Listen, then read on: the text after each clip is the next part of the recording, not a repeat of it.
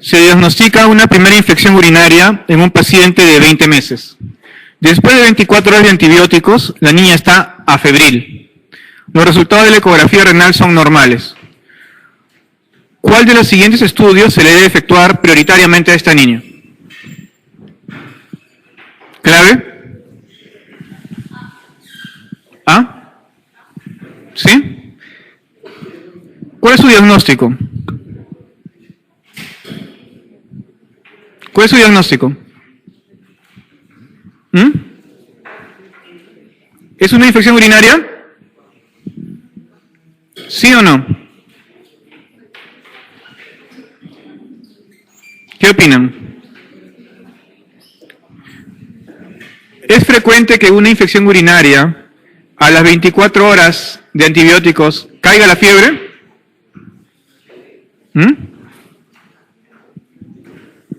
¿Sí o no? Generalmente demora, ¿no es cierto?, entre 48 y 72 horas. Entonces, si yo tengo un paciente que se sospechó de fiebre y por eso infección urinaria, probablemente con leucocituria, y antibióticos le dan 24 horas y cae la fiebre, yo pondría en duda, en tela de juicio, que realmente sea una infección urinaria. ¿De acuerdo? Normalmente el urocultivo demora 5 días en salir, ¿no es cierto? Bueno, en los mejores centros 72 horas si es que está negativo. Pero esta paciente, si yo tengo leucocituria no necesariamente implica infección urinaria. Yo puedo tener leucocituria por varios factores. ¿Cuándo puedo tener leucocituria sin tener infección urinaria? ¿Ah? ¿Cuándo? Litiasis, ok, 1, 2. ¿Cuándo hay leucocituria sin infección urinaria?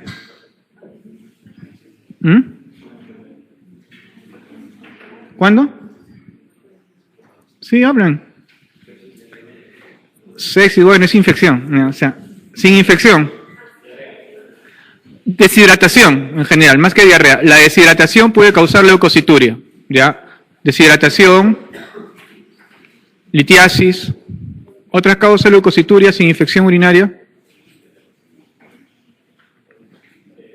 Fiebre. La fiebre por sí, sin necesidad de tener infección urinaria, puede causar leucocituria. Y enfermedades inmunológicas, ¿no? Por ejemplo, lupus, glomerulonefritis, ¿no? Pueden dar leucocituria sin infección. Entonces, no necesariamente leucocituria implica infección urinaria, ¿no? Entonces, si bien tengo alto, puede tener sospecha de infección urinaria, debo ponerlo en duda si es que en las primeras 24 horas ha caído la fiebre. El DMCA me sirve para dos cosas.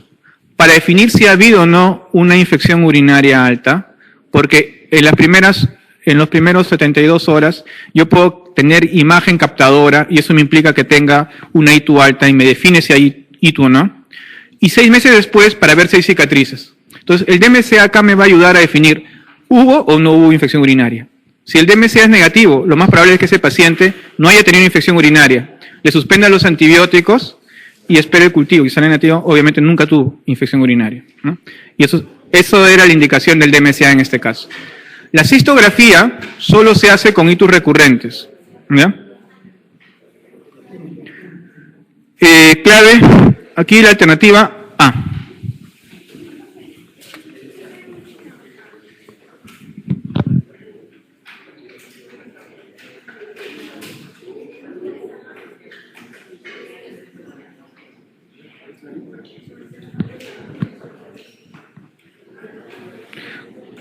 Entonces, 41, clave A.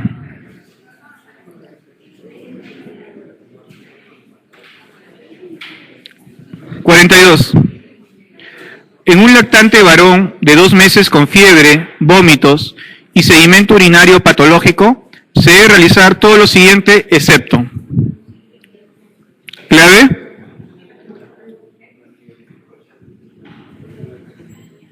¿D de dedo?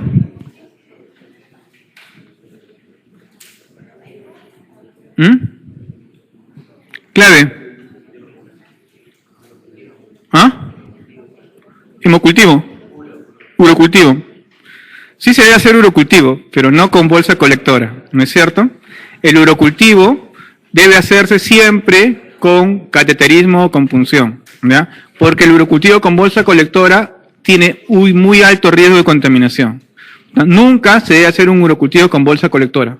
Podemos hacer un examen de orina con bolsa colectora. Si nos sale negativo, buena hora. Pero si nos sale el examen de orina con bolsa colectora positivo, hay que hacerle un urocultivo con cateterismo, ¿ya? Clave B.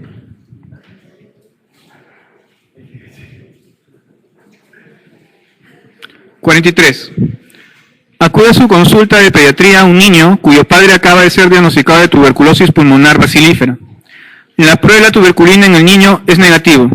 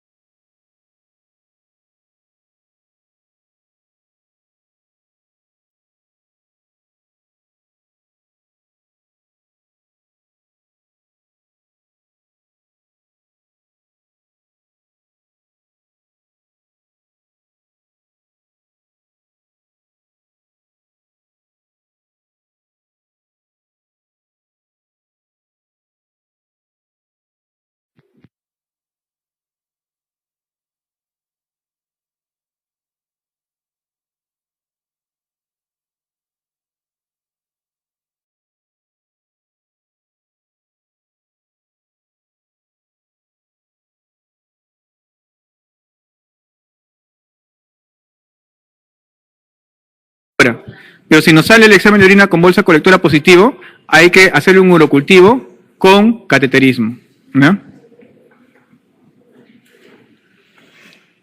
Clave B.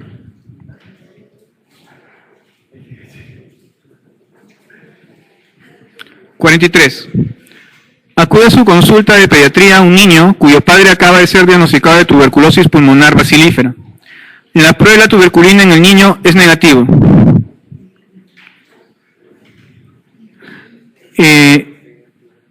Señale cuál sería la actitud correcta a seguir en este caso.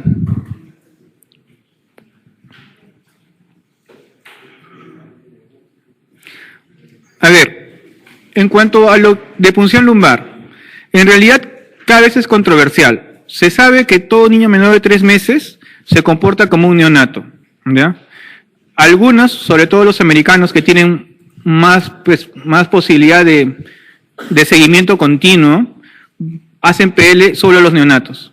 En algunos sitios hacen PL hasta los 2 meses, ¿ya? Pero en nuestro país hacemos todavía punción lumbar generalmente a todo lactante menor. Y eso también es bastante controversial, pero nosotros no somos Norteamérica, no somos un país desarrollado. Entonces tenemos que tener más cuidado con eso porque no vamos a tener esa posibilidad de tener un seguimiento tan cercano, ¿no? Entonces, si uno cree que puede ver un paciente, que lo puede seguir, lo puedes mirar constantemente y lo podrías dejar hospitalizado, lo podrías ver sin PL y ver cómo evoluciona el tiempo. Pero en general se considera con alto riesgo de bacteremia y sepsis a los menores de 3 meses. A propósito, el signo de Theodore, aenopatías cervicales, ¿ya? Es la rubiola, aenopatías cervicales típicas, es signo de Theodore.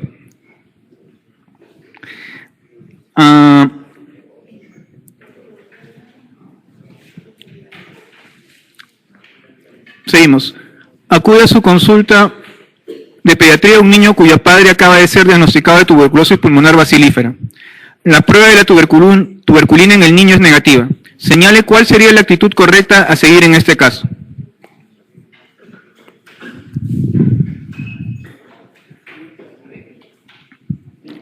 ¿Clave?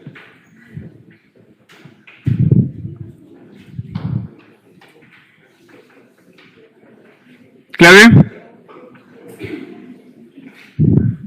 A ver, aquí es importante que nosotros podamos tener una idea clara de lo que es tuberculosis, ¿no? Porque es una enfermedad endémica en nuestro país, ¿no? y es una enfermedad que puede comprometer casi todos los aparatos de nuestro organismo. En general, tuberculosis está diseminada a nivel mundial, más frecuentes en Asia y en África, y en América nosotros nos llevamos el premio, ¿no? Según la OPS, lo califica en 3 grandes grupos de Latinoamérica: los de extrema gravedad, los de situación severa y los de severidad menor. Hablamos de extrema gravedad aquellos que tienen tasas de prevalencia de más de 100 por 100.000 habitantes, y entre ellos estamos nosotros.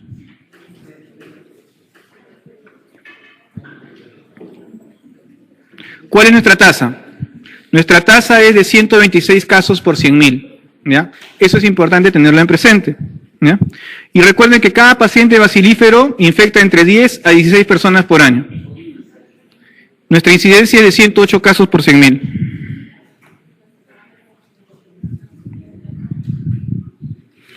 Esta incidencia se ha mantenido constante en los últimos años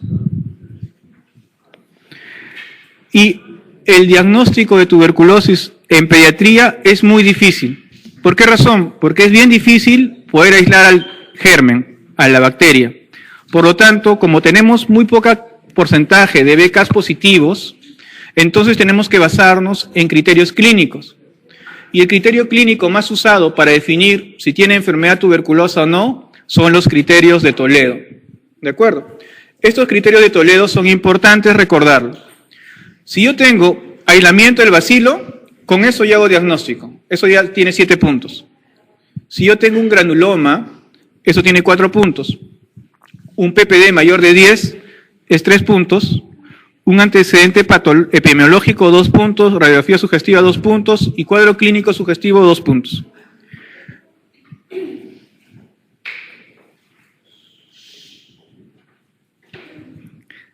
Si tengo 7 o más puntos, el diagnóstico es de certeza, hay que iniciar tratamiento. Si tengo de 5 a 6 puntos, el diagnóstico es factible. 2 puntos no es tuberculosis y 3 o 4 puntos el diagnóstico es posible, pero merita más estudio. ¿Ok? Aquí la clave es la alternativa B. En este caso, lo que estamos pensando es que ese paciente es un contacto tuberculoso y hay que iniciarle profilaxis. La profilaxis se debe dar 6 meses. Sin embargo, entre el segundo y tercer mes hay que volver a repetir el PPD. ¿Por qué? Porque si vira, ¿no?, hay que buscarle activamente enfermedad tuberculosa. Hay que volver a repetirle los BKs y todo. 44. Mencione cuál no es un patrón radiológico sugestivo de enfermedad tuberculosa en niños. ¿Clave? Complejo de Egon. ¿Por qué?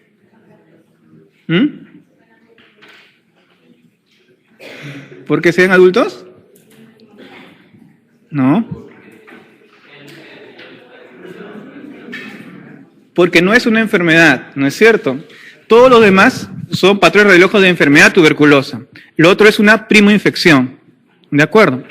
Hay que diferenciar primoinfección de enfermedad tuberculosa. La bronconeumonía TB es frecuente cuando yo tengo la primoinfección que rompe un bronquio y provoca una bronconeumonía.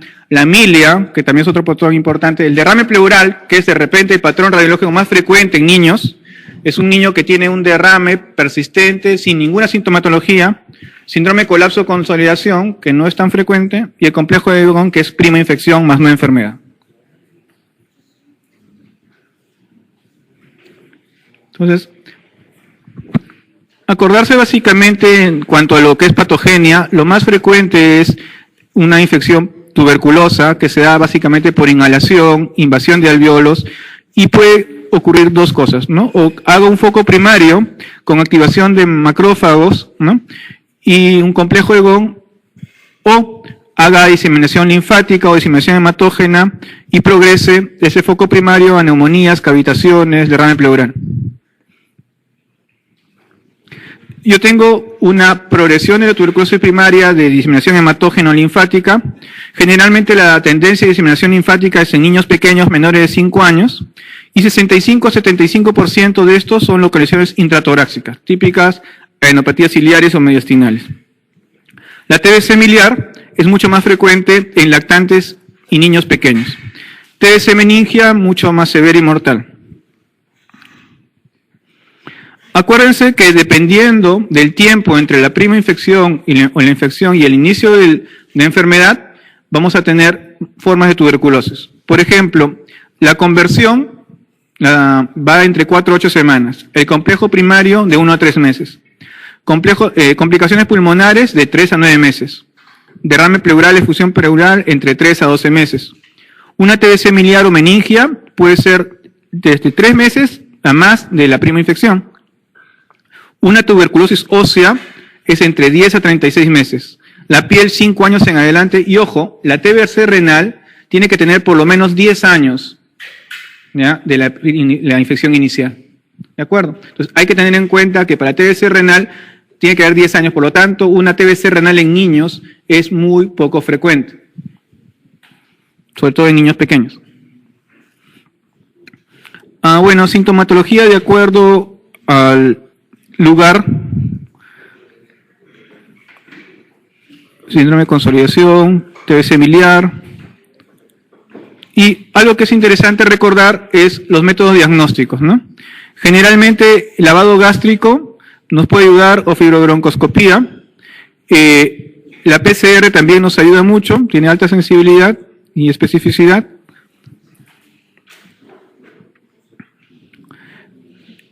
En general, el diagnóstico va a ser bastante clínico porque muchas veces no podemos hallar el germen. Clave E. 45. ¿Perdón? Sí, tiene sus nódulos mediastinales, sí. Niño de 2 años de edad, en buen estado general y nutricional, asintomático. Tiene todas sus vacunas en el primer año de vida, incluyendo BCG al nacer. Al realizar despistaje familiar se le encuentra PPD en 12 y radiografía de tórax normal. Usted indica para este niño.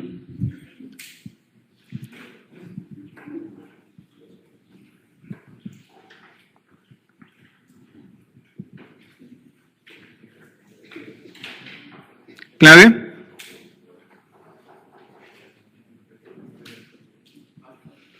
¿Tiene enfermedad tuberculosa? No, no es cierto. Según criterio de Toledo, lo único que tendría es el PPD. ¿No es cierto?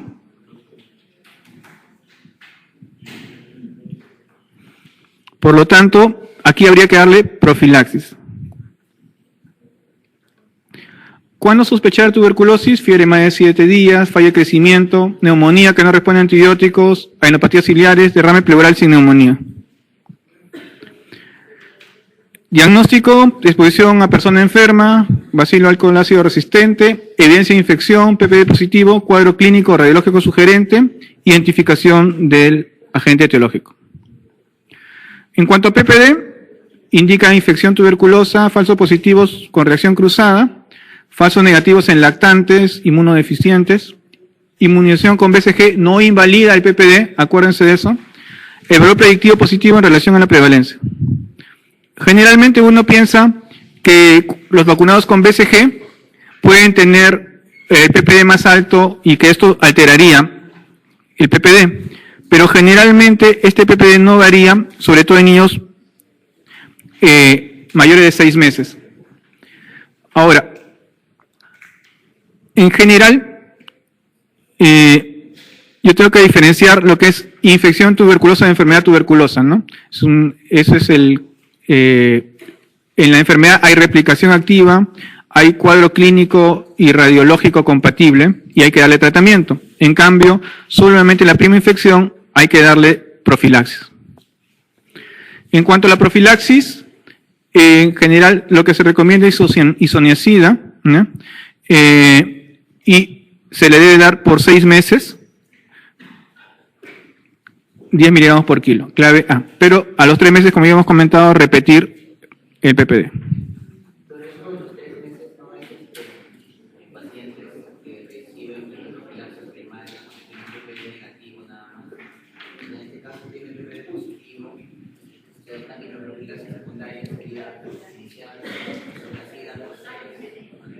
Claro, o sea, en general, cuando ya tengo más de 10, yo debería darle la isoniazida de frente 6 meses. Pero algunos dicen que este PPD de 10 podría variar más de 5 milímetros y podría hacernos sospechar que tuviera alguna infección, aunque eso no es muy específico, pero lo que dice el programa es isoniazida y repetir en 3 meses, ¿no?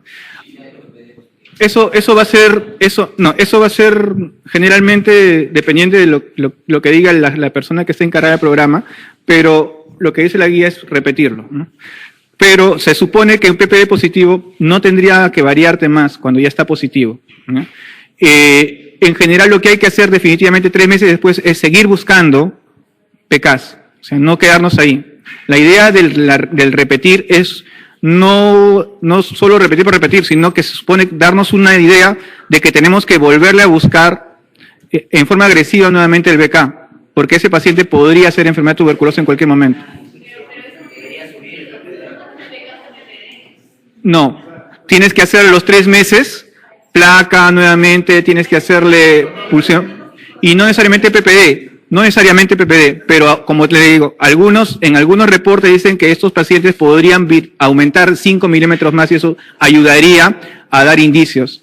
Pero en general lo que está recomendado en las guías es el PPD repetirlo cuando es menor de 10, cuando está entre 5 y 10. Uh-huh. Uh-huh.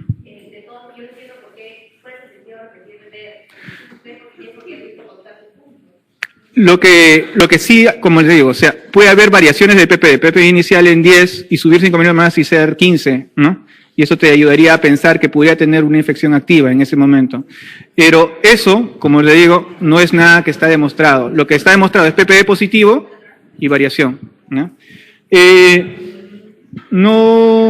O sea, no está mal lo que ustedes dicen, al contrario, podrían dejarlo, pero lo que sí no podrían hacer es dejar de buscar activamente tuberculosis, es decir, hacerle sus becas nuevamente y hacer una nueva placa, que eso de todas maneras se tiene que hacer el tercer mes. ¿No? Eso es lo que está descrito. 46. En relación con la lactancia materna, y marque lo correcto. Ojo, no es que se dé 3 meses de profilaxis, ¿ah? Se debe dar 6 meses de profilaxis. Lo que pasa es que al tercer mes debemos hacer el corte para buscar activamente enfermedad, porque en los 3 meses, si sale activo, si tiene BK positivo, hay que darle tratamiento. Si no, estaríamos haciendo resistencia en un paciente que ya tenga infección tuberculosa, con enfermedad tuberculosa, y darle solo una sola droga, ¿no? En relación con la lactancia materna y tuberculosis, marque lo correcto. Clave.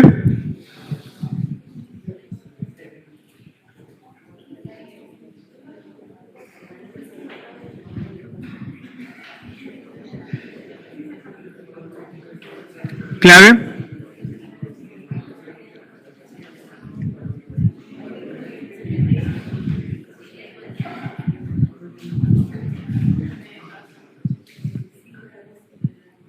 ¿Qué clave? ¿No? A ver, ¿está contraindicada la lactancia materna en tuberculosis, sí o no? No, ¿no es cierto? No está contraindicada la lactancia materna. ¿Por qué?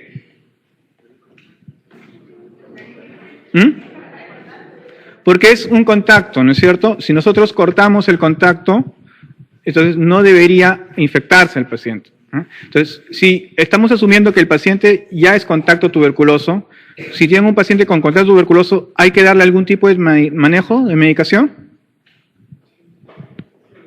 Profilaxis, ¿no? Tratarlo como contacto. Entonces, acá la clave sería C.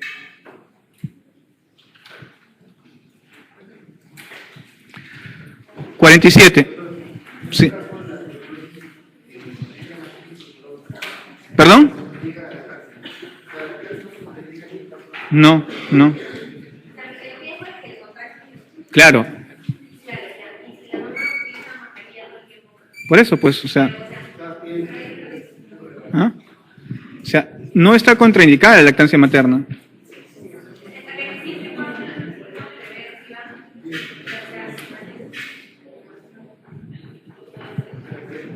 (47) Un niño de 5 años con cicatriz de BCG es traído a la consulta porque uno de sus abuelos está internado con diagnóstico de TBC pulmonar, bacilífera, Indique cuál es la conducta inmediata adecuada a seguir con el niño.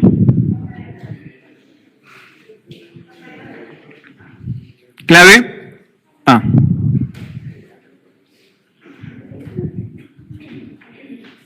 ¿Ah?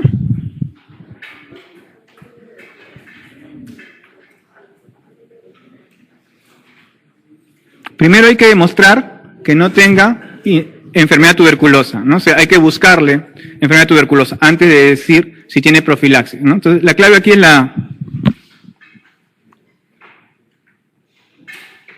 Está mal esto. 48. En relación a tuberculosis en niños, señale lo verdadero.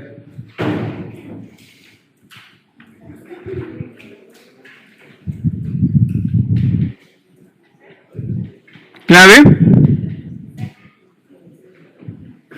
La alternativa C, ¿no es cierto? ¿Con la prueba de PCR solo detecto anticuerpos en sangre? No, ¿no es cierto? ¿Qué mide el PCR? O el DNA o el RNA, ¿no es cierto? ¿El hallazgo de bacilos alcoholáceos resistentes en aspirado gástrico es criterio de certeza de diagnóstico de tuberculosis? No, ¿por qué? ¿Bacilo alcoholáceo resistente es igual a Mycobacterium tuberculoso? No, puede haber bacilos alcoholáceos resistentes diferentes a Mycobacterium tuberculoso. Y eso es muy frecuente, por ejemplo, en el BK en orina. Hay bacilos alcoholáceos resistentes saprofíticos de la vía urinaria. Que tenga un BK en orina positivo no me dice que es tuberculosis renal, ¿no?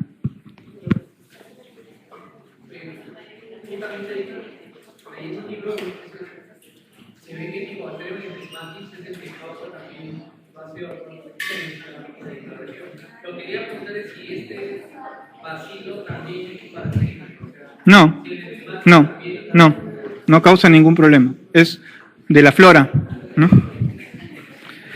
La reacción de PPD negativa descarta tuberculosis, falso. La tuberculosis con compresión neurológica tiene buen pronóstico, falso. La identificación de bacilo de Koch en lavado bronquial es criterio de tuberculosis, eso es correcto. 48, clave C.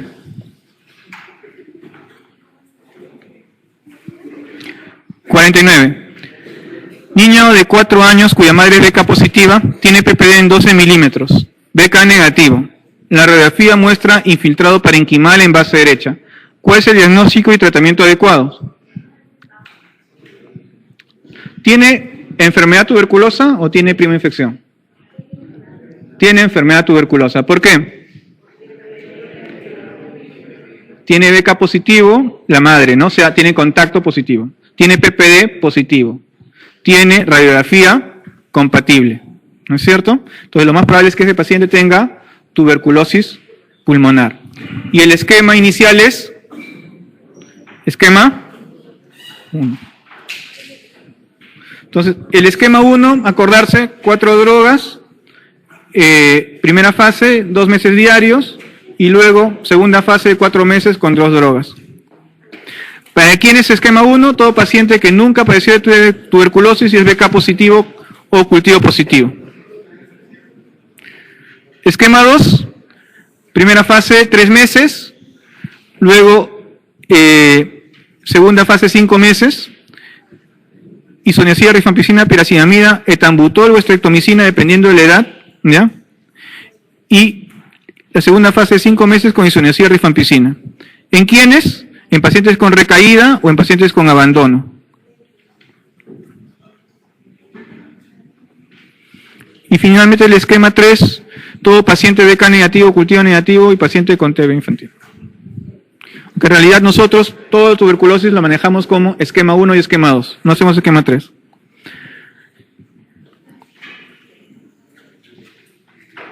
Clave A. ¿Cuál de los siguientes no es criterio de Toledo para el diagnóstico de tuberculosis infantil? Clave B. Acuérdense, ¿no? Criterio de Toledo, hallazgo de bacilo de Koch, 7 puntos, granuloma 4, PPD 3, antecedente epidemiológico 2, radiografía sugestiva 2, cuadro clínico sugestivo 2 puntos.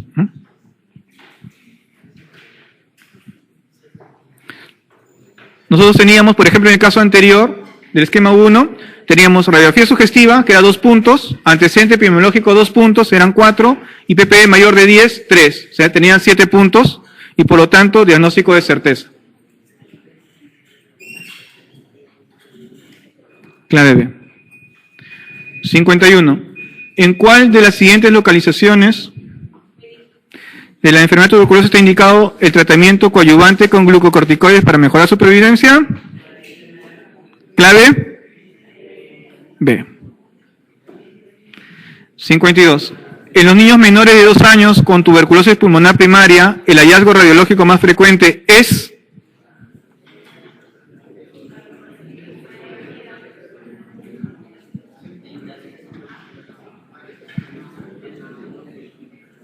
¿Clave? Cuando uno ve tuberculosis en la infancia, radiológicamente va a depender de la localización, ¿no? Si es una tuberculosis intratorácicas, vamos a tener adenopatías iliares y mediastínicas, luego vamos a tener imágenes de condensación por compresión, colapso, condensación. Es muy raro las cavitaciones y un poco porcentaje de una radiografía torácica normal o con mínima afectación. Clave A. 53. El complejo primario tuberculosis está formado por...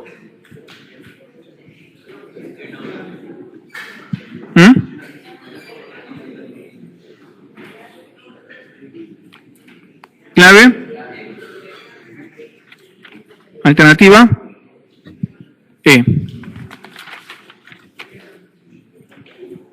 Nódulo parenquimal, adenitis ciliar, linfangitis. 0.5 kilos de posiciones semilíquidas amarillas de 7 a 10 veces al día. Recibió BCG, actualmente asintomático. Nació de parto eutóxico, peso 3.4, Apgar 910. ¿Cuál es su diagnóstico y su conducta?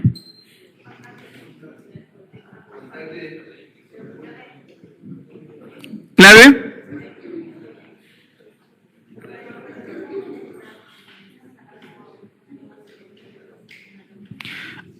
Tenemos que definir qué cosa es un contacto.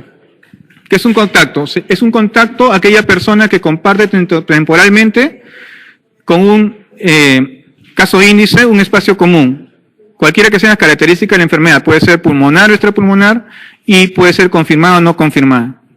Existen 2 tipos de contactos. Los contactos convivientes son aquellas personas que pernoctan bajo el mismo techo de un enfermo con diagnóstico de tuberculosis, y ese tipo de personas tienen el mayor riesgo de infección, de desarrollar tuberculosis activa. Y los contactos no convivientes, aquellos que no conviven pero tienen relación con el paciente tipo personal, laboral, etc. Ahora, aquí hablamos de riesgo de infección. Riesgo alto es aquel que comparte más de 6 horas al día de exposición. O sea, no cualquiera es un contacto. Un contacto con riesgo alto es aquel que comparte más de 6 horas al día.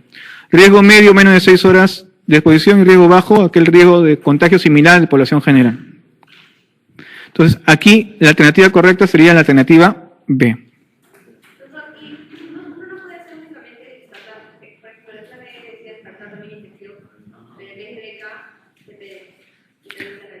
Contacto, descartar infección.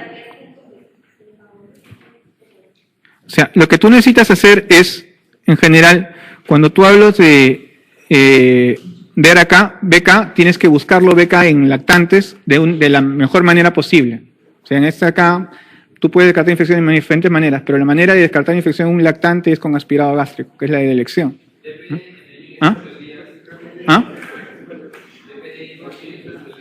PPD en un bebé de 18 días. En general, normalmente los PPDs en niños pequeños no te ayudan mucho, ¿no? En los primeros 6 meses podría verse, pero después de los primeros 6 meses ya no hay justificación para eso. Ahora, donde sí podría verse algún tipo de problemas es en aquellos niños que son vacunados con BCG más de una vez, ¿ya? Se sabe que ya no debería vacunarse con BCG más de una vez, ¿no es cierto? O sea, no existe ningún factor de protección más al vacunarlo más de 1 o 2 o 3 veces. Pero sí, el PPD puede incrementarse más si es que se revacuna con BCG. 55. Ingresa a la guardia un paciente de 1 año de edad de 2 semanas de evolución, con signos clínicos compatibles con meningitis. ¿Ya se cansaron tan rápido? A ver. Ya pues. A ver. ¿Ya? Ingresa a la guardia un paciente de 1 año de edad, de 2 semanas de evolución, con signos clínicos compatibles con meningitis, por lo que se realiza punción lumbar. El citoquímico del líquido cefalorraquídeo informa 190 elementos por milímetro cúbico, a predominio monomorfos, proteínas 845, glucorraquia en 45, con una glicemia 85. Gran negativo. ¿Qué etiología orienta su diagnóstico? MECTEB, ¿no? Un paciente de 14 años es diagnosticado de tuberculosis multidrogo resistente. Por lo tanto, debe ser resistente a... O sea, para ser MDR tiene que ser resistente a las dos principales, ¿no? Isoniazida y rifampicina.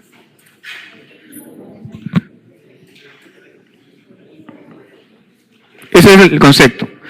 Hay dos tipos de resistencia. La resistencia primaria, transmisión de organismos drogoresistentes de persona a persona, y resistencia secundaria, que se desarrolla durante el tratamiento de tuberculosis porque no hubo un adecuado tratamiento del paciente. Bueno, esto ya está en el retratamiento. Con respecto a tuberculosis en niños, señales si lo que se menciona es verdadero o falso. Clave. ¿A? ¿Todos de acuerdo? Sí. A ver, el compromiso pleural tiene el comportamiento evolutivo como el de la mayoría de complejos primarios, es correcto. El complejo primario generalmente asintomático, también es correcto. La respuesta positiva al PPD significa reacción de defensa, también es correcto.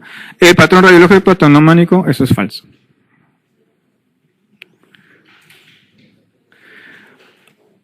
Las recomendaciones de la Organización Mundial de la Salud para la prevención de anemia ferropénica incluyen todas, excepto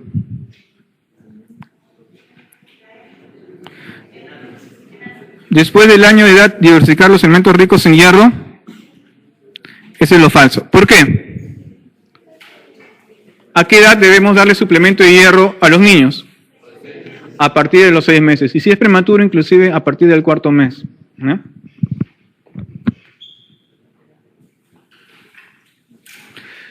Intervención en prevención de la anemia ferropénica. Anote lo falso.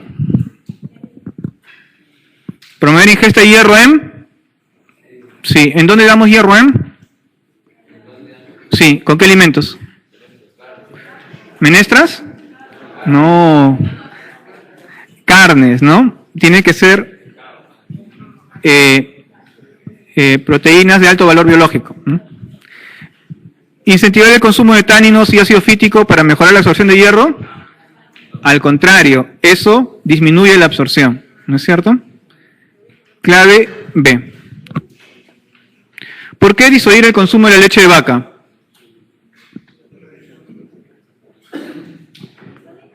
¿Por qué? Porque puede provocar alergias y puede provocar microsangrados.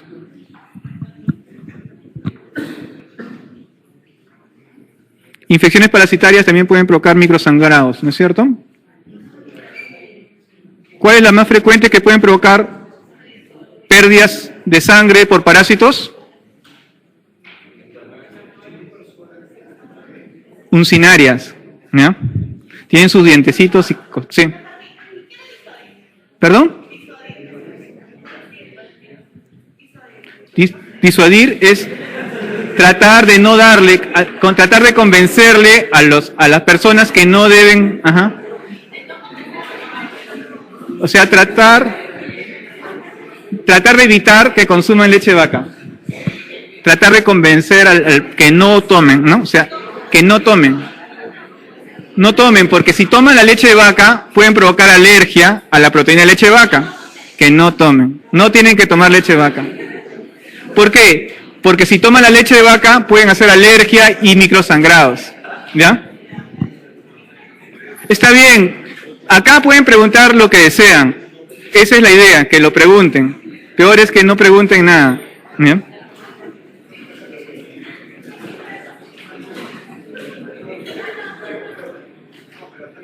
...61... A ver, silencio. ¿Cuál parámetro de laboratorio esperaríamos encontrar en un niño con anemia ferropénica?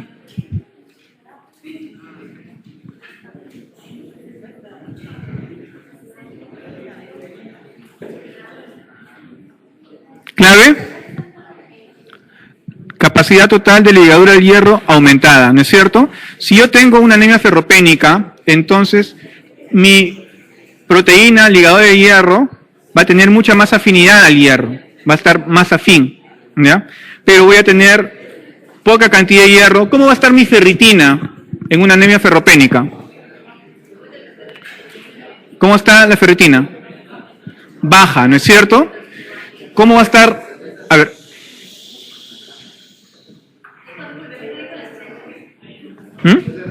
¿Nos pasamos los 60? Perdón, no hemos hecho los 60, ¿no? La anemia por déficit de hierro se caracteriza por los siguientes hallazgos. Clave: va a haber microcitosis, definitivamente va a haber microcitosis porque es una anemia microcítica hipocrómica, ¿no es cierto? Va a haber descenso de la ferritina. ¿Y qué va a hacer con la transferrina? ¿Por qué? Porque no hay hierro, la proteína ligadora libre está incrementada, ¿no es cierto? Clave B. Ojo que la transferrina también nos puede confundir en un paciente desnutrido, porque la transferrina es una proteína transportadora de hierro, y en un paciente desnutrido la cantidad de proteínas está disminuida. Por lo tanto, en un paciente desnutrido podría tener transferrina baja porque tengo pocas proteínas, sin embargo, tener anemia ferropénica. El otro punto interesante es la ferritina. La ferritina me habla de depósitos de hierro en el hígado. Si bien es una muestra que se toma en sangre, correlaciona bien con los depósitos de hierro en el hígado. Entonces, ferritina baja significa pobre depósito de hierro.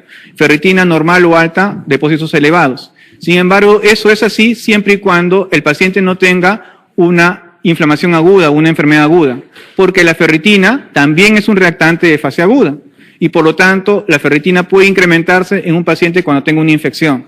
Entonces, podría tener ferritina alta por una infección y no necesariamente porque tenga niveles de hierro altos, ¿no?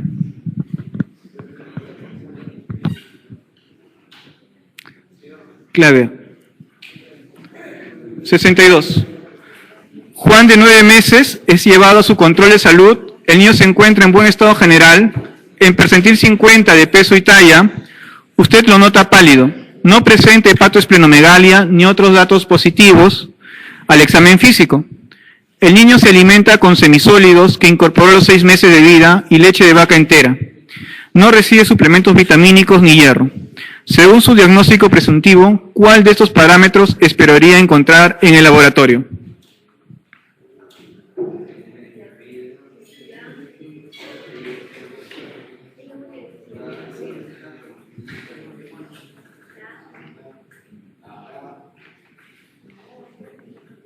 ¿Clave? Perfecto. 63. La proteína que almacena el hierro intracelular es ferritina. Bueno, esto era más o menos para ver ferritina, almacén, transferrina, la proteína transportadora de hierro que lleva la hemoglobina o el hierro hacia los lugares de depósito, por ejemplo, la médula. 64. ¿Cuál es la neoplasia maligna más frecuente de la infancia? La A. Acuérdense, creo que ya les dije, las 3 neoplasias más frecuentes en niños. El primero es leucemia. Segundo, tumores del sistema nervioso central. Perfecto. Y tercero,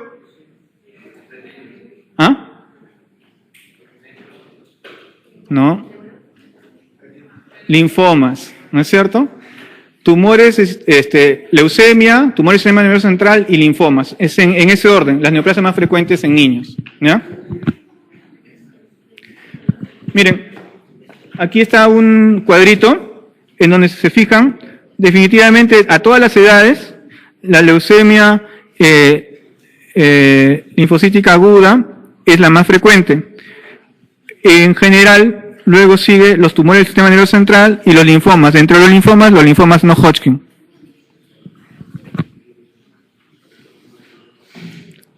Clave A. Un niño de 6 años con orinas colúricas y lesiones de impétigo ya curadas presenta hipertensión, disnea, edema periorbitario y hepatomegalia. La causa más probable de este problema es... ¿Clave?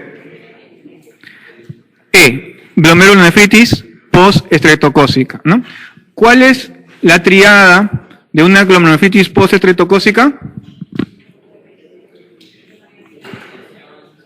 Hipertensión, hematuria,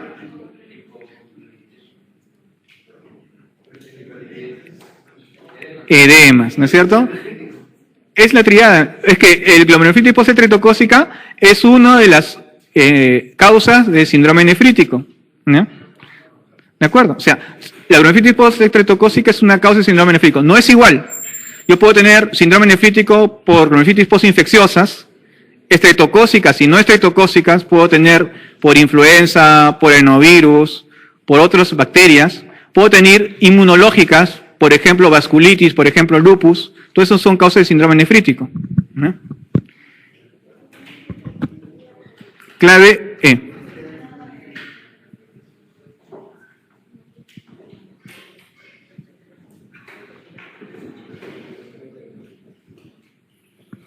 Entonces, el síndrome nefrítico es un cuadro agudo. Ojo, para definir nefrítico tengo que ser cuadro agudo. Si yo tengo un síndrome nefrítico, tiene que ser menor de 3 meses. Si es más de 3 meses, yo no hablo de síndrome nefrítico.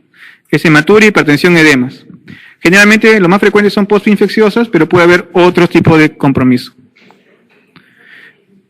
Por ejemplo, bacterias, virus, parásitos, etc. Antecedente de infección estreptocócica puede ser por piel o por garganta, ¿no? Si es piel, son 3 a 6 semanas, si es garganta, 2 a 3 semanas previas. Manifestaciones clínicas, generalmente es bastante de buen pronóstico si es postestreptocócica, se resuelven en menos de 2 semanas. Pero si la hipocomplementemia persiste por más de 6 semanas, puede ser peligroso. Generalmente la hipocomplementemia a las 4 semanas debe revertir. La microhematuria puede sí durar por hasta 1 año o más. El ASO está aumentado inicialmente, sobre todo en las respiratorias. Ojo que el ASO en piel puede no estar aumentado y no necesariamente significa que no hay lesión estreptocócica.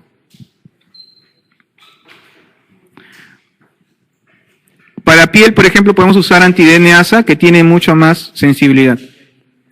Tratamiento, restricción de sal, diuréticos y uso de furosemida, que ha demostrado disminuir el tiempo de hospitalización. Clave E. Varón de 6 años presenta síndrome nefrótico, no hematuria, la presión arterial es normal, biopsia renal, microscopía de luz e inmunofluorescencia normal. ¿Cuál es la nefropatía? Cambios mínimos, ¿no? A ver, ¿cómo definimos síndrome nefrótico en niños? Lo definimos por la presencia de proteinuria en rango nefrótico, es decir, más de 40 miligramos por metro cuadrado por hora, que sea persistente, es decir, proteinuria en rango nefrótico y persistente. Y para que sea persistente tiene que durar más de 4 semanas. Porque yo puedo tener un síndrome nefrítico con proteinuria en rango nefrótico, pero que dura 3, 5 días, 1 semana y no más, ¿ya? Para que sea síndrome nefrótico tiene que ser una proteinuria en rango nefrótico y que dure más de 4 semanas, o sea que sea persistente. Proteinuria en rango nefrótico y persistente es un síndrome nefrótico. Pero para que sea persistente, para que yo sepa que dura más de 4 semanas, eso ha tenido que hacer que baje la albúmina. O sea, si hay hipoalbuminemia, es porque esa proteinuria es una proteinuria persistente. Por eso está asociada a hipoalbuminemia inferior a 2.5 y por eso está asociada a hipercolesterolemia. 90% de los casos es causa primaria, a diferencia de los adultos que la mayor cantidad de casos es causa secundaria. Y 80% de los casos primarios van a ser córticos sensibles, porque son cambios mínimos. O sea, el síndrome nefrótico primario, 80% es cambios mínimos, 10% es esclerosis focal segmentaria y 10% son las demás. Pero ojo, cambios mínimos, casi todas córticos sensibles, 75%. Córticos resistentes un porcentaje menor. En cambio, al contrario, las córticos resistentes, la esclerosis focal segmentaria y las otras son más córticos resistentes que córticos sensibles. ¿Cuándo hablamos de que sea córtico sensible? Cuando hay una remisión completa, es decir, que la proteinuria ha bajado a rangos normales. Hablamos de valores normales de proteinuria menor de 4 miligramos por metro cuadrado por hora. Ojo, acuérdense de eso. 440, ¿no? Juan Luis Guerra y la 440.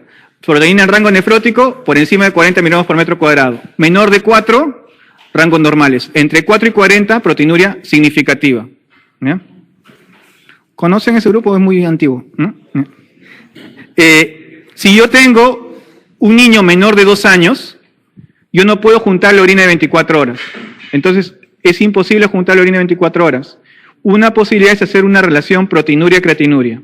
Si la relación proteinuria-creatinuria es menor de 0.2, eso es un valor normal. Si el valor está entre 0.2 y 2, es significativo. Y más de 2 es rango nefrótico.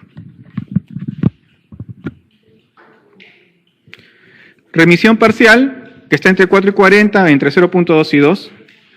Y es córtico sensible si es que remite en las primeras 8 semanas de terapia.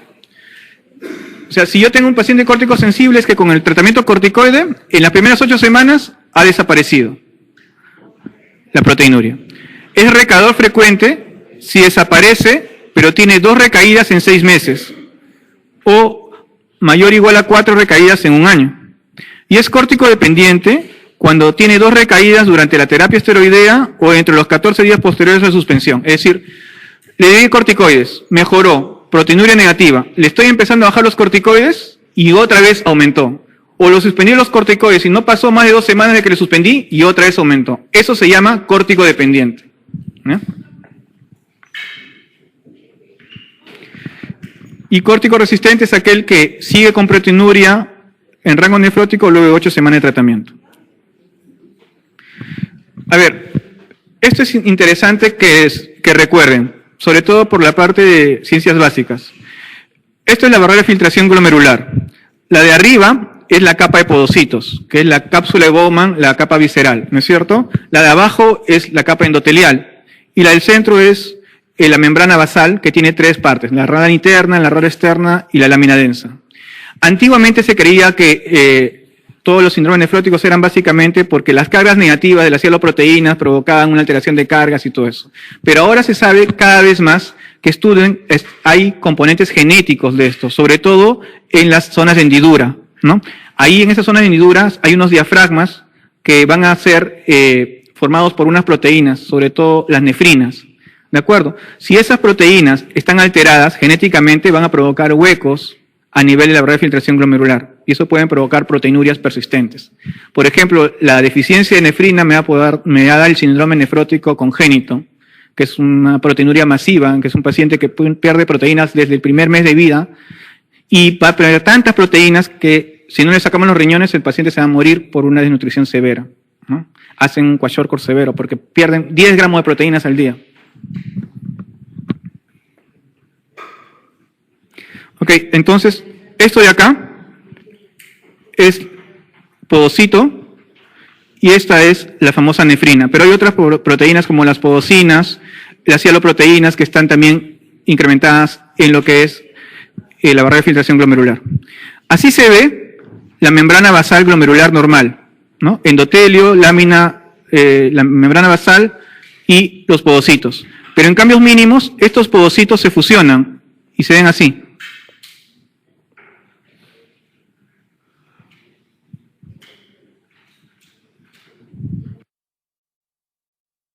Síndrome nefrótico. En un adulto, síndrome nefrótico es igual a biopsia. En un niño no. En un niño solamente se biopsia si el niño es menor de 1 año, pensando en un síndrome nefrótico.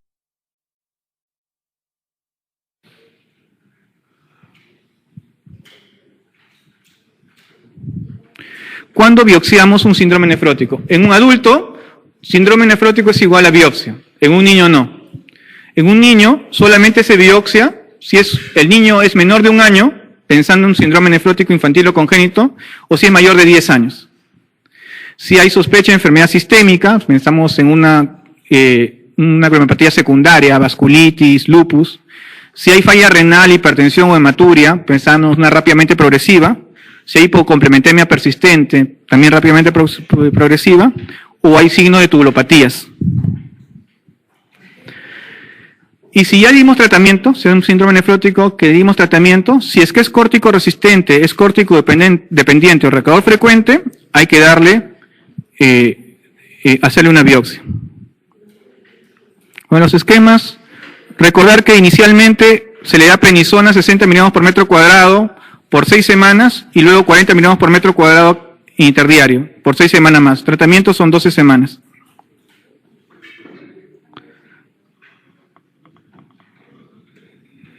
Clave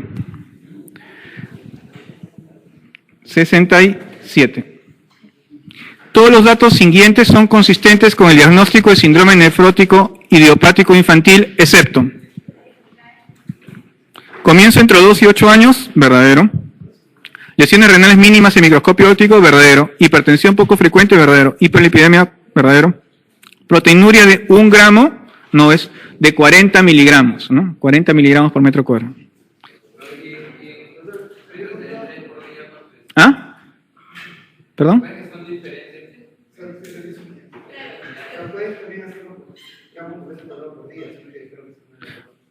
Ah, pero tendrías que dividirlo 1000 entre 1.73 y entre 24. A ver si sale, ¿no? ¿Ah? A ver, calcula. Sería 1000 miligramos, 1000 entre 1.73 y entre 24.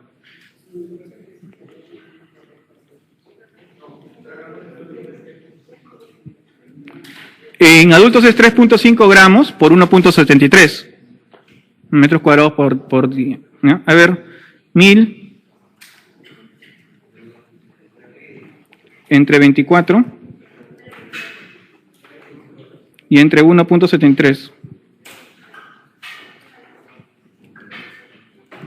Sale 24, no es.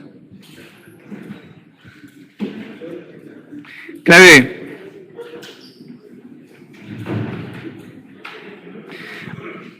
Oscar, de 13 años, presenta edemas, albúmina de 1.5, colesterol de 550, proteínas en orina 3 cruces y hematuria macroscópica. Marque lo correcto respecto a su caso. A ver, silencio.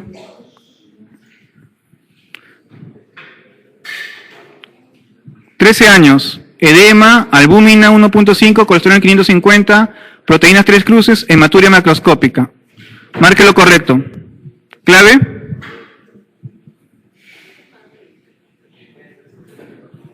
¿Clave? Dedo, ¿no es cierto? ¿Por qué? Porque tiene más de 10 años, ¿no? La causa más frecuente de síndrome nefrótico en niños tiene origen secundario, falso, es primario. La mayoría de los niños tienen síndrome nefrótico por membrana proliferativa, falso. ¿Su diagnóstico definitivo es cambios mínimos? No. ¿Tiene indicación de biopsia renal? Sí. 68, clave D. 69. En el síndrome nefrótico,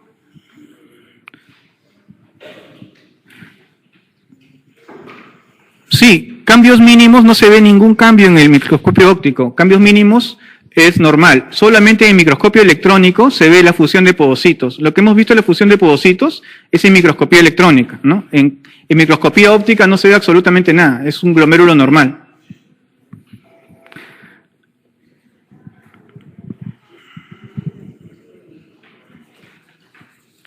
¿Qué dice la 67?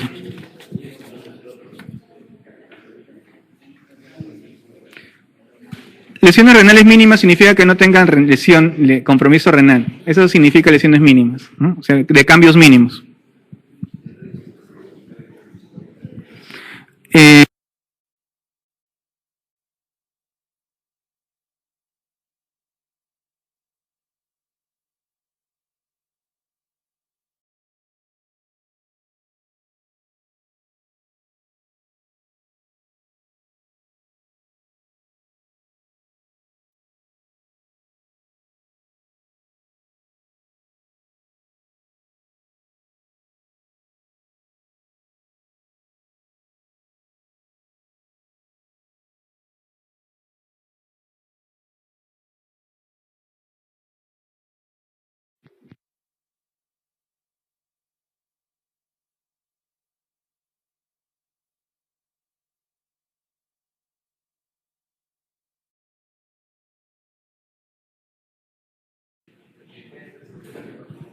¿Clave? Dedo, ¿no es cierto? ¿Por qué? Porque tiene más de 10 años, ¿no? La causa más frecuente del síndrome nefrótico en niños tiene origen secundario, falso, es primario. La mayoría de los niños tienen síndrome nefrótico por membrana proliferativa, falso. ¿Su diagnóstico definitivo es cambios mínimos? No. ¿Tiene indicación de biopsia renal? Sí. 68, clave D. 69. En el síndrome nefrótico,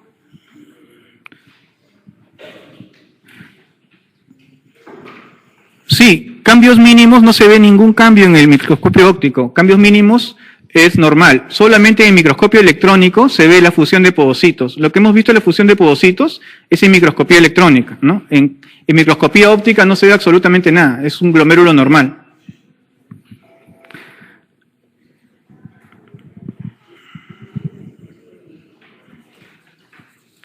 ¿Qué dice la 67?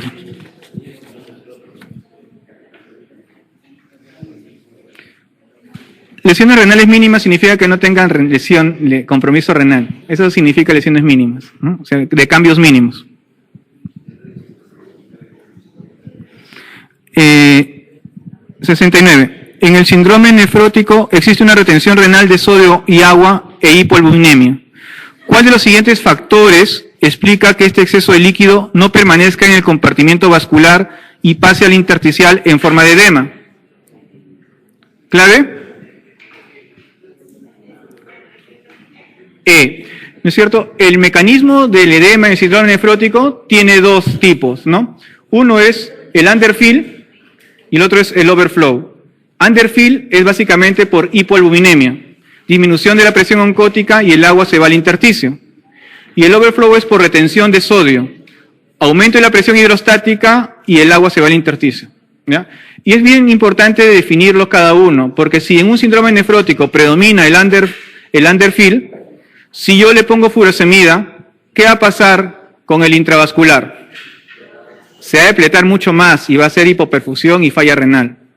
Entonces, en un paciente que predomina el underfill, es decir, un edema que es como tipo mantequilla, ¿no? Un edema blando, yo necesito, para tratar de jalar agua y eliminar, ponerle presión oncótica. Necesito ponerle albúmina, jalar agua del intersticial al intravascular y recién ponerle el diurético, ¿ya? En cambio, en un paciente con síndrome nefrótico, en el cual predomina el overflow, tengo un edema duro, no es un edema blando, entonces hay retención de sodio y agua, yo puedo usar diuréticos sin albúmina, ¿ya? Porque ahí lo que predomina es la retención de sodio y la presión hidrostática y la intravascular está elevada y puedo usar furosemida solo, ¿no? 69, clave E. 70. Paciente varón de 4 años con tiempo de enfermedad de 1 mes, caracterizado por venas espumosas, edema inicialmente palpebral, miembros inferiores y finalmente generalizado, por lo que acude a consulta. Presión arterial 90-60, peso de 20 kilos, edema blando. 3/4 cruces. Matidez desplazable, examen de orina pH en 5.0, densidad en 1015, glucosa negativo, proteína 3 cruces, leucocitos 2-4 por campo, glóbulos rojos 1-2 por campo, albúmina en 2.8, colesterol 250, urea en 50, creatinina en 0.7. Proteínas en orina 24 horas, 2.4 gramos en 24 horas. Marque la alternativa incorrecta.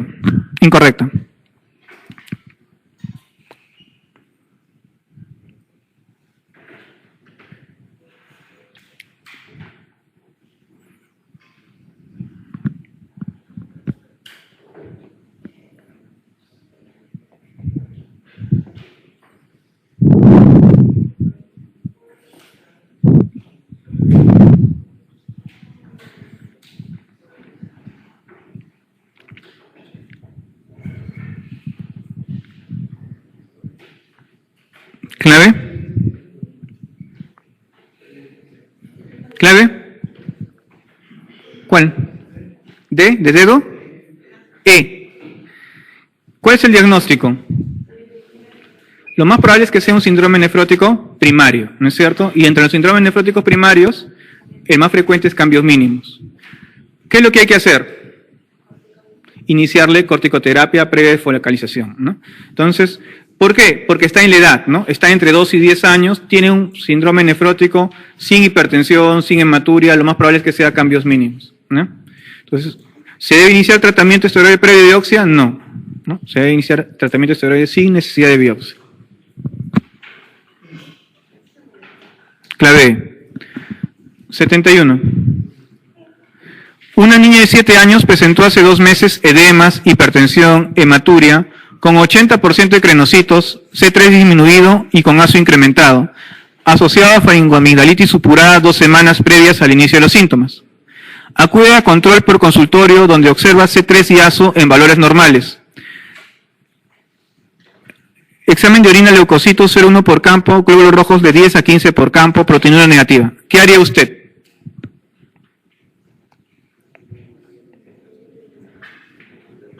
¿Clave? ¿Cuál es su diagnóstico? Es una glomerulonefritis postestreptocócica, ¿no? Tiene un ASO aumentado, el que luego cayó, el C3 disminuido que luego mejoró, tiene hematuria glomerular, que tuvo edemas, hipertensión. Entonces, es un síndrome nefrítico por una glomerulonefritis postestreptocócica cantada. Entonces, aquí, básicamente, la evolución es favorable y la hematuria puede persistir hasta más de 1 año. Por lo tanto, la clave correcta es la alternativa C.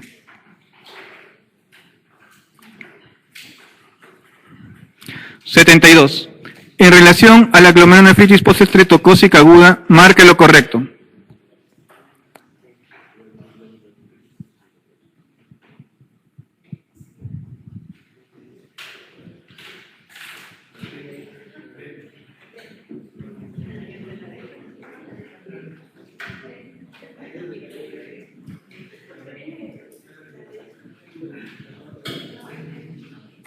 ¿Clave?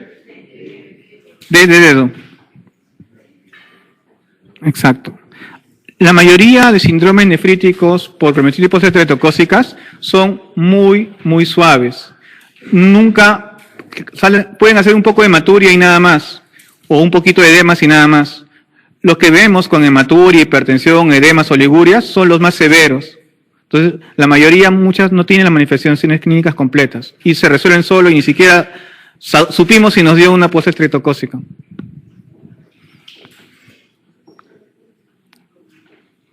Clave D. 73. Entre las indicaciones de biopsia renal se debe considerar. Sí.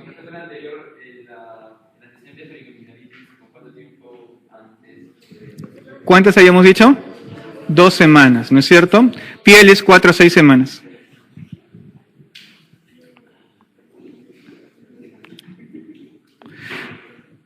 Entre las indicaciones de biopsia renal se debe considerar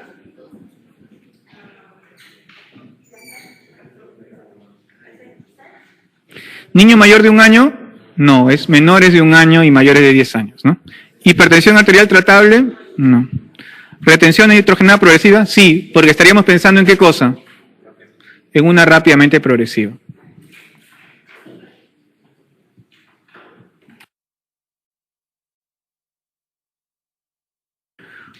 Un niño de 2 años de edad es traído de urgencias por petequias generalizadas, sin otro signo de diátesis hemorrágica. Refiere catarro de vías altas y fiebre 2 semanas antes, pero en la actualidad se encuentra afebril, con buen estado general y el resto de la exploración es normal. Un hemograma muestra hemoglobina en 14, leucocitos 9.400, plaquetas 34.000. Los tiempos de protombina y tomoplasina parcial activada son normales. Ante este cuadro clínico, una de las siguientes afirmaciones es cierta. Clave C. ¿Cuál es el diagnóstico? PTI, ¿no es cierto? Es un PTI. Y el PTI casi siempre es de buen pronóstico, de buena evolución. 74, clave C.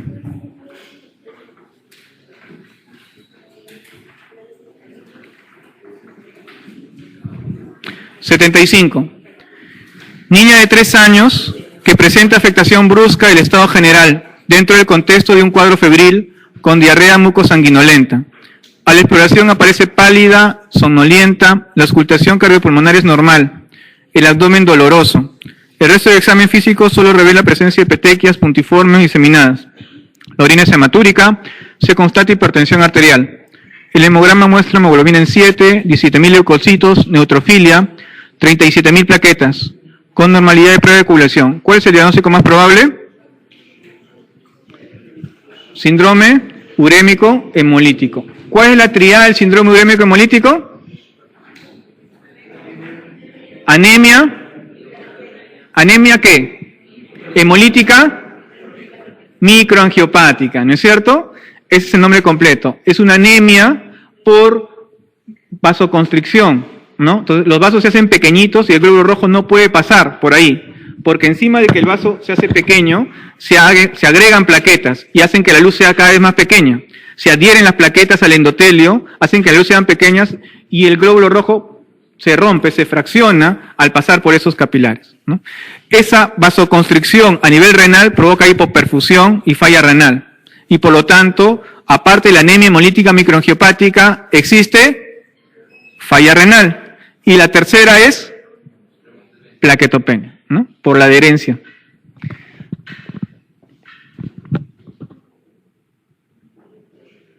En realidad, hay dos grandes grupos de síndrome urémico hemolítico. Los típicos y los atípicos, ¿no? Antes se hablaba de típicos, aquellos que están asociados a diarrea, y atípicos no asociados a diarrea. Ahora se habla de típicos, aquellos pacientes que tienen un síndrome urémico hemolítico por un proceso infeccioso, y los síndrome urémicos hemolíticos atípicos son aquellos asociados a un compromiso genético, sobre todo deficiencias de complemento, ¿no? Los pacientes que tienen síndrome urémico hemolítico atípico por deficiencia de complemento tienen muy mal pronóstico, ¿ya? Casi siempre van a la falla renal terminal. En cambio, los típicos tienen buen pronóstico. 76. En la infección del tracto urinario en el niño, ¿cuál de las siguientes respuestas es la incorrecta?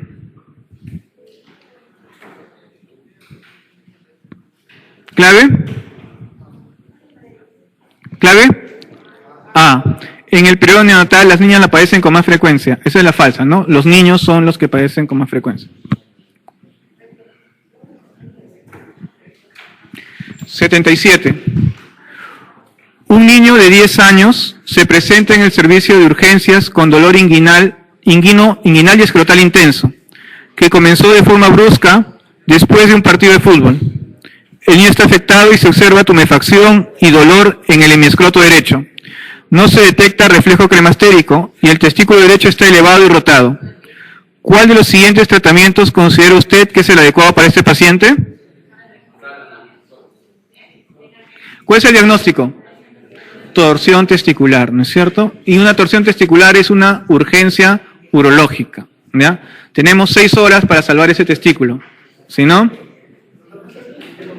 ¿Ah? No, si ya tienes un diagnóstico clínico, no necesitas el ecodoppler, tienes que entrar a sala. Clave D.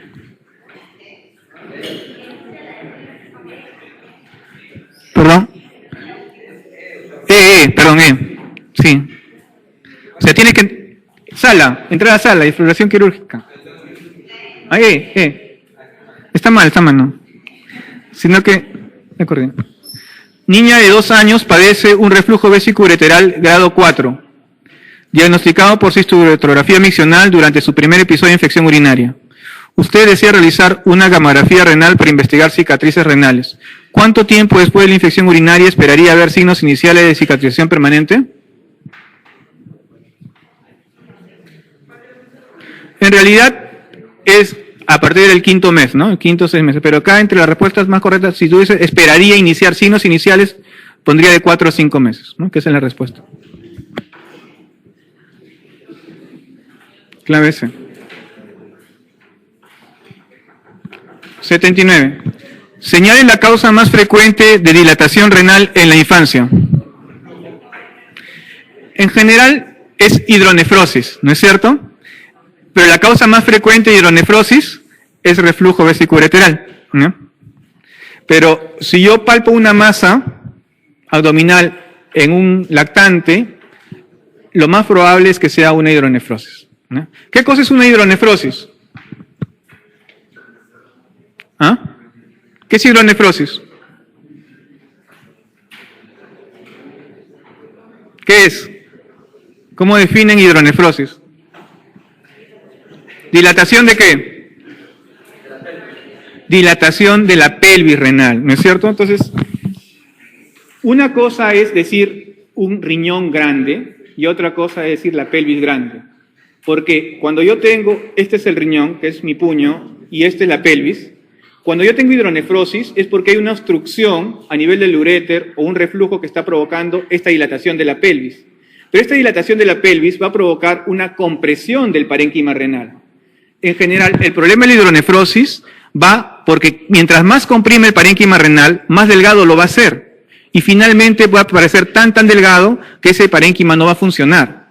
Entonces, una hidronefrosis severa casi siempre va acompañado de un parénquima muy delgado y casi siempre con un riñón no funcionante. Entonces, mientras más grande sea la hidronefrosis, significa que yo tengo una bolsa de orina que está comprimiendo el parénquima renal. Y mientras más grande lo sea, puedo tener una bolsa muy grande, ese riñón puede tener un deterioro progresivo y constante en la función renal. Tanto así que puedo desaparecer la función de ese riñón. Y no me doy cuenta porque el otro sigue funcionando, ¿ya? A veces, cuando tengo hidronefrosis bilateral, ahí estamos en problemas. Entonces, la masa palpable más frecuente es hidronefrosis, ¿no? Y la causa más frecuente de hidronefrosis en un niño es reflujo vesículo-ureteral. 79, clave D. 80. Señale cuál de las siguientes afirmaciones referente al reflujo vesículo-ureteral en el niño no es correcta.